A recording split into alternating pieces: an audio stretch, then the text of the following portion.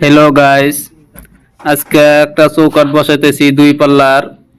আর এনে 4 লাইন গাঁথনি করে নিছি আগে, আর এখন চৌকাঠটা বসাইতেছি। তো পুরা ভিডিওটা দেখেন কিরম ভাবে চৌকাঠটা বসাই। যদি কামের ভিডিও ভালো লাগে তাহলে একটা লাইক করে দিন, আর এই পেজটা ফলো করে রাখেন। আর আমি কিরম ভাবে কাম করি পুরা ভিডিওটা দেখেন।